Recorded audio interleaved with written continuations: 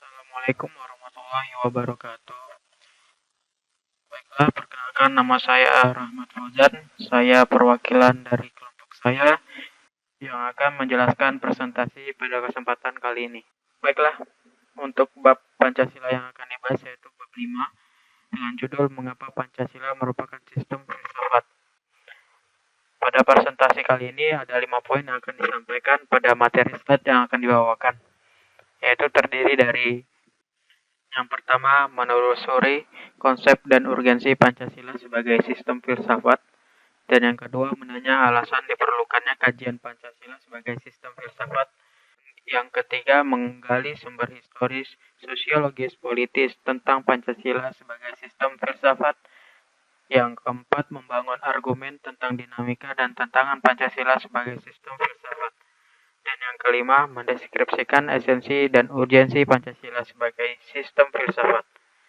Baiklah, masuk ke poin A, yaitu menelusuri konsep dan urgensi Pancasila sebagai sistem filsafat. Apa itu sistem filsafat? Sistem filsafat merupakan suatu proses yang berlangsung secara kontinu, sehingga perenungan awal yang dicetuskan para pendiri negara merupakan bahan baku yang dapat dan akan terus merasa pemikiran para pemikir berikutnya. Urgensi Pancasila sebagai sistem filsafat. Mengapa manusia memerlukan filsafat?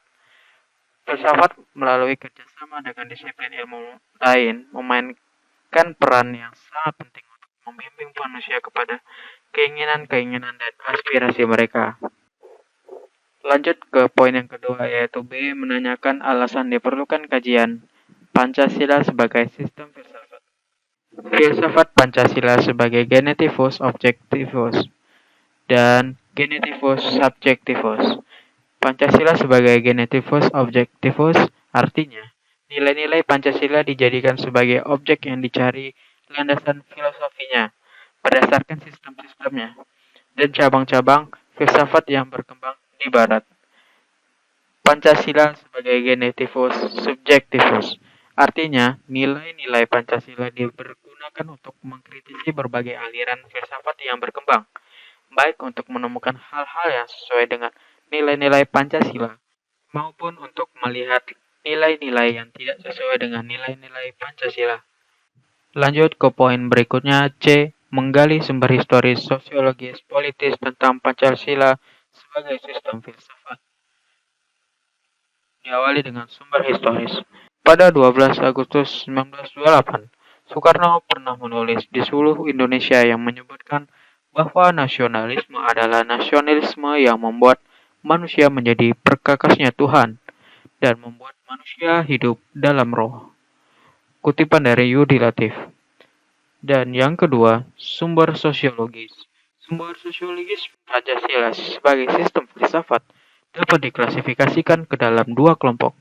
Kelompok pertama, masyarakat awam yang memahami Pancasila sebagai sistem filsafat yang mudah dikenal oleh masyarakat Indonesia dalam bentuk pandangan hidup atau way of life yang terdapat dalam agama, adat istiadat, dan budaya berbagai suku bangsa yang ada di Indonesia.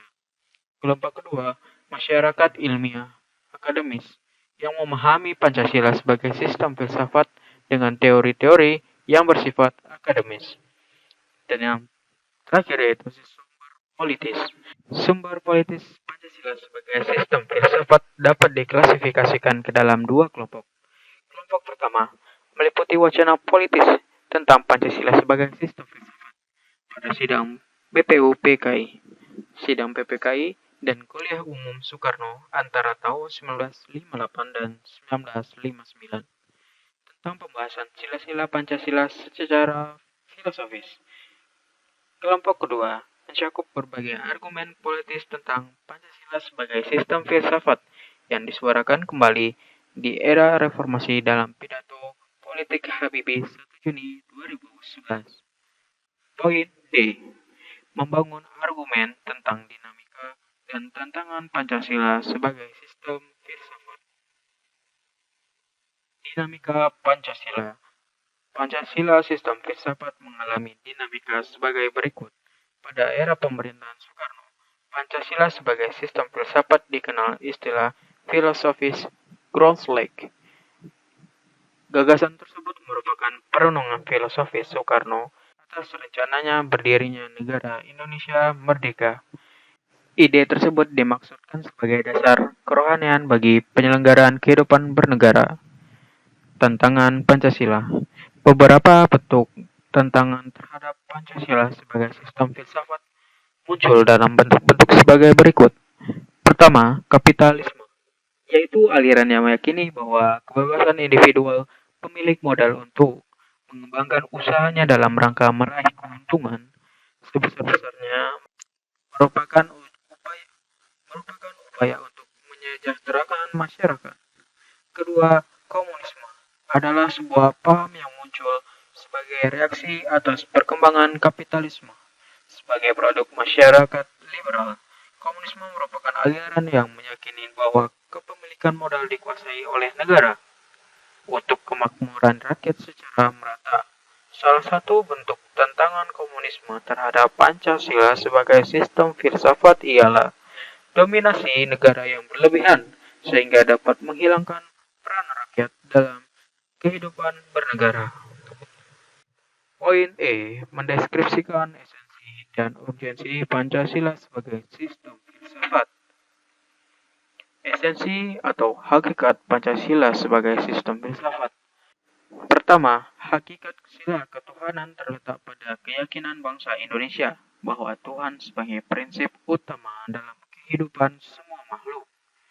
Kedua, hakikat sila kemanusiaan adalah manusia monopolaris yang terdiri atas monodualis, yaitu susunan kodrat, jiwa raga, sifat kodrat makhluk, individu, sosial. Ketiga, hakikat sila persatuan terkait dengan semangat kebangsaan. Rasa kebangsaan terwujud dalam bentuk cinta tanah air yang dibedakan ke dalam tiga jenis, yaitu tanah air real, tanah air formal, dan tanah air mental. Keempat, hakikat sila kerakyatan terletak pada prinsip musyawarah, artinya keputusan yang diambil alami didasarkan atas semangat musyawarah untuk mufakat, bukan membenarkan begitu saja pendapat mayoritas tanpa peduli pendapat minoritas. Kelima, hakikat sila keadilan terwujud dalam tiga aspek, yaitu keadilan distributif, legal, dan komutatif. Urgensi Pancasila sebagai sistem filsafat. Hal-hal yang penting yang sangat urgen bagi perkembangan atau pengembangan Pancasila sebagai sistem filsafat meliputi hal-hal sebagai berikut. Pertama, peletakan Pancasila sebagai sistem filsafat dapat memulihkan harga diri bangsa Indonesia sebagai bangsa yang merdeka dalam politik, yuridis, dan juga merdeka dalam mengemukakan ide-ide pemikiran untuk kemajuan bangsa, baik secara material maupun spiritual. Kedua, Pancasila sebagai sistem filsafat membangun alam pemikiran yang berakar dari nilai-nilai budaya bangsa Indonesia sendiri, sehingga mampu dalam menghadapi berbagai ideologi dunia. Ketiga, Pancasila sebagai sistem filsafat dapat menjadi dasar pijakan untuk menghadapi tantangan globalisasi yang dapat melunturkan semangat kebangsaan dan melemahkan sendi-sendi perekonomian yang berorientasi pada kesejahteraan rakyat yang banyak. Keempat, Pancasila sebagai sistem filsafat dapat menjadi way of life sekaligus way of things bangsa Indonesia untuk menjaga keseimbangan dan konsistensi antara tindakan dan pemikiran. Rangkuman tentang pengertian dan pentingnya Pancasila sebagai sistem filsafat.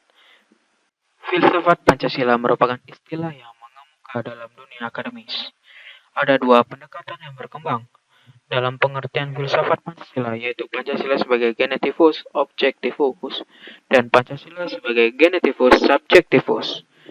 Kedua pendekatan tersebut saling melengkapi karena yang pertama meletakkan Pancasila sebagai aliran atau objek yang dikaji oleh aliran-aliran filsafat lainnya. Sedangkan yang kedua meletakkan Pancasila sebagai subjek yang mengkaji aliran-aliran filsafat lainnya. Pentingnya Pancasila sebagai sistem filsafat ialah agar dapat diberikan pertanggungjawaban rasional dan mendasar mengenai sila-sila dalam Pancasila sebagai prinsip-prinsip politik agar dapat dijabarkan lebih lanjut sehingga menjadi operasional dalam penyelenggaraan negara agar dapat membuka dialog dengan